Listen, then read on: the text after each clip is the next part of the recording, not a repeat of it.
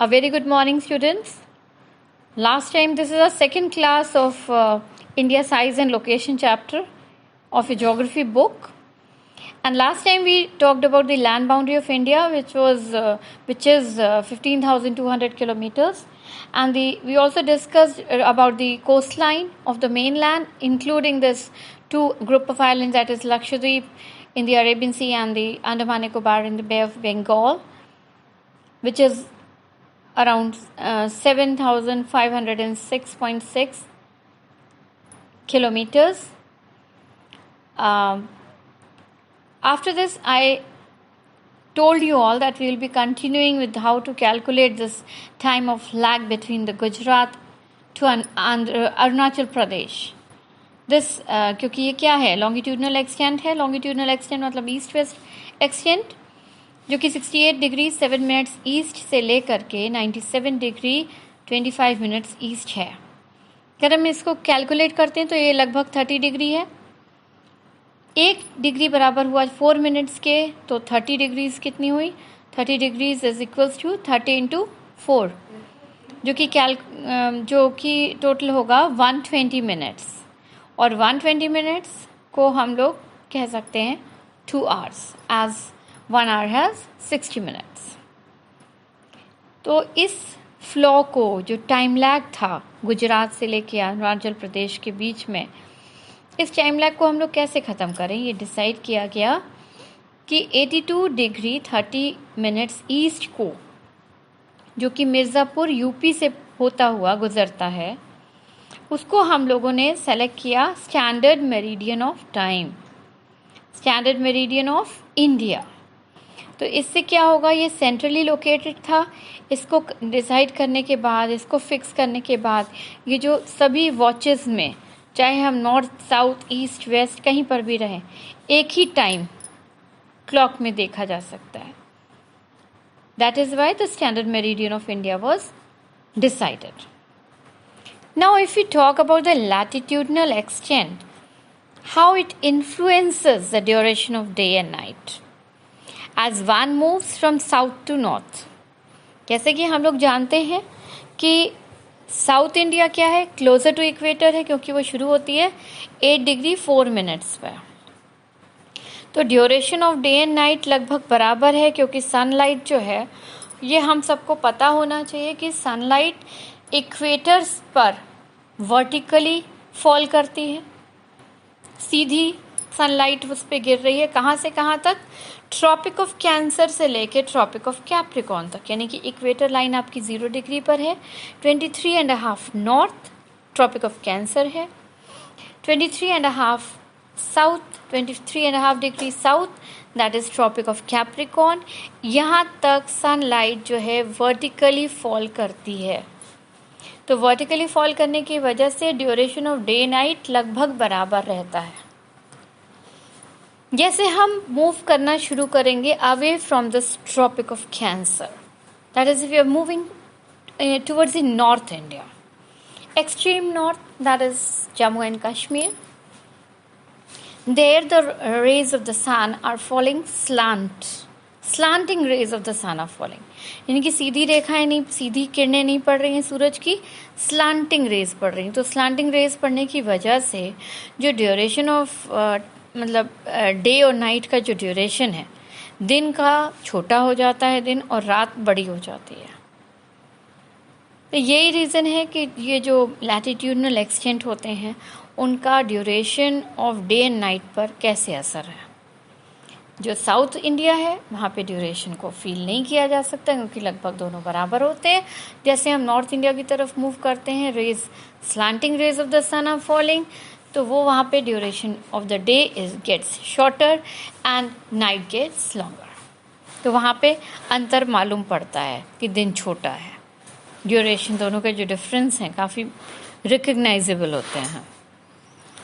अब हम बात करेंगे इंडिया एंड द वर्ल्ड की.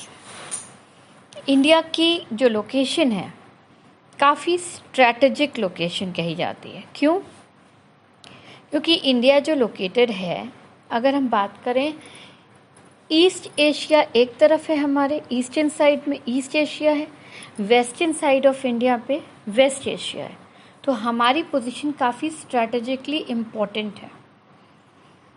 Trans Asian Indian Ocean routes जो कहे जा रहे हैं, इसका मतलब है कि ये जो वाटर रिवर रूट जो है ट्रेड पर्पस के लिए बहुत इम्पोर्टेंट है, क्योंकि ये जो हमारा इंडियन ओशन का जो रास्ता है हमें कनेक्ट कर रहा है दूसरी कंट्रीज से।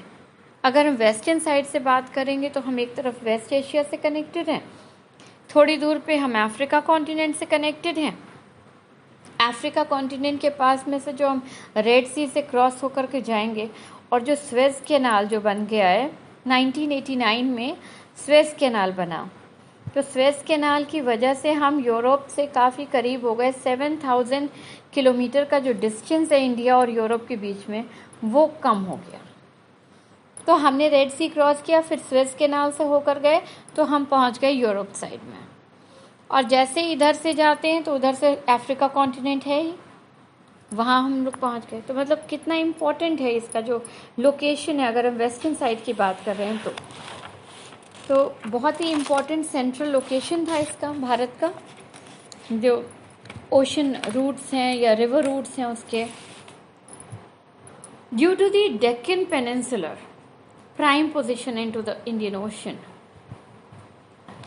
it helps India to establish closer contact with West Asia, Africa and Europe from the western coast, and Southeast and East Asia from the eastern side.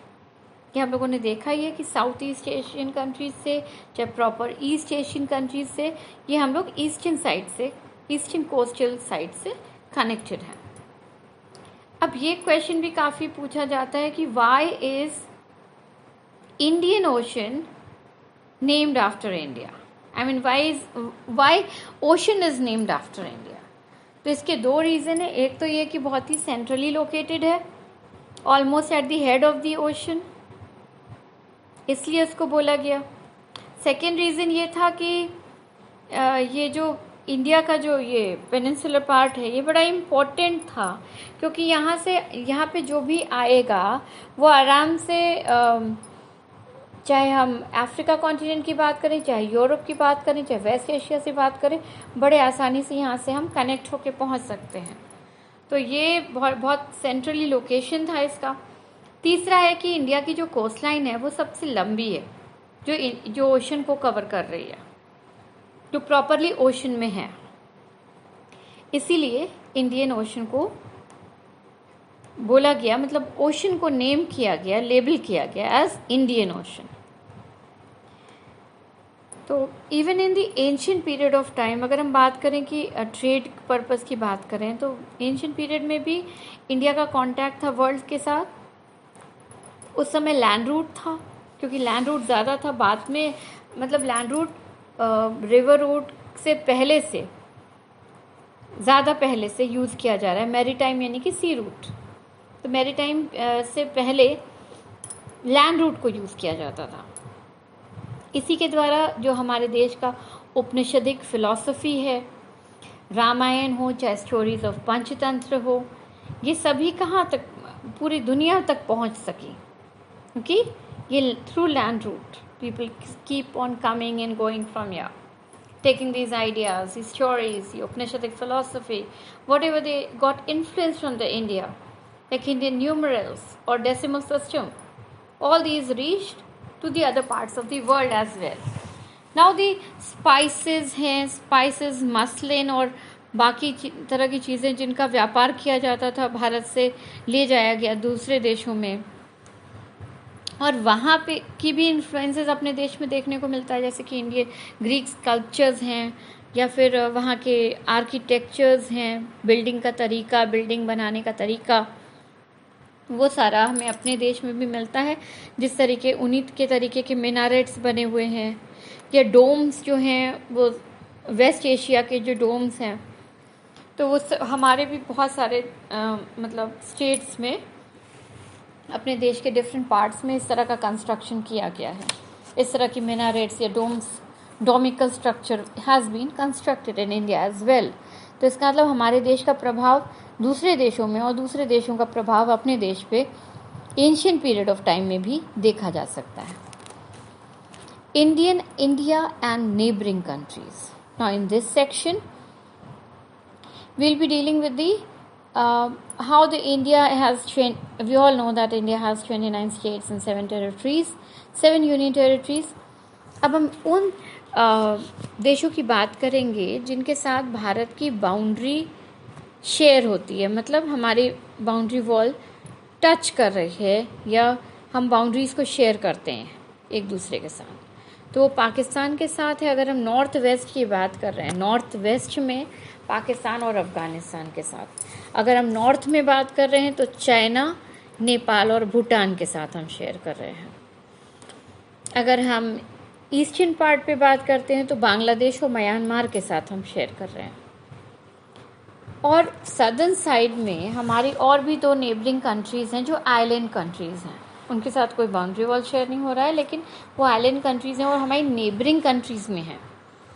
एक तो वो नेबरिंग कंट्रीज़ हैं जिनके साथ हम बाउंड्री शेयर कर रहे हैं, और एक वो कंट्रीज़ हैं, 2 आइलैंड कंट्रीज़ हैं जो कि हमारे सदर्न पार्ट में है. तो एक तरफ मालदीव्स है और दूसरी तरफ श्रीलंका. श्रीलंका जो है अपने देश से सेपरेट हुआ है पाक स्ट्रेट से, और वहाँ पे गल्फ ऑफ मन्नार भी है बीच में. तो गल्फ ऑफ मन्नार और पाक और स्ट्रेट के बारे में हम अभी थोड़ी देर में डिटेल में बात करते हैं. इसके पहले हम ये बता दें कि मालदीव्स भी हमारे पास आइलैंड कंट्री है जो कि इस साइड पड़ेगा आपका अरेबियन सी साइड. ये लक्षद्वीप के सदर्न पार्ट में मालदीव्स लोकेटेड है. अब क्वेश्चन अराइजेस कि स्ट्रेट क्या है.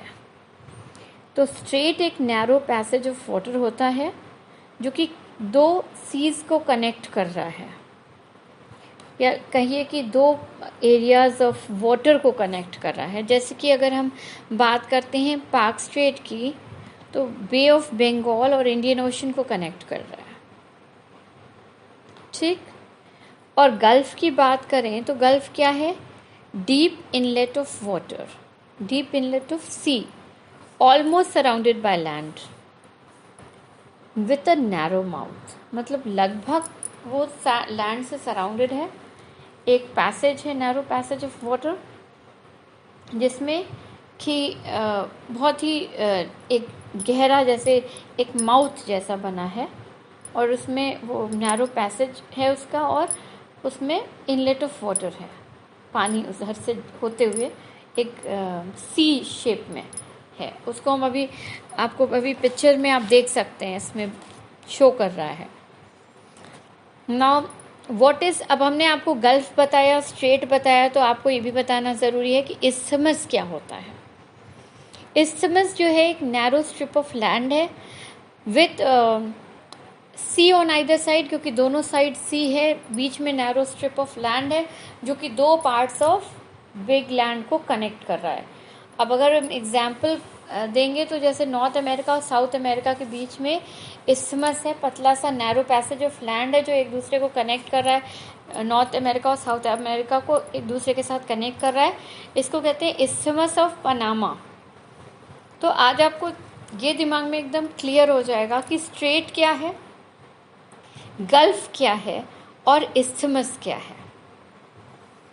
अब हम आपको बताएंगे ड्यूरिंग द ब्रिटिश पीरियड 1947, मतलब नेचुरल है कि हम लोग इंडिपेंडेंस हमारे देश को मिली 1947 में.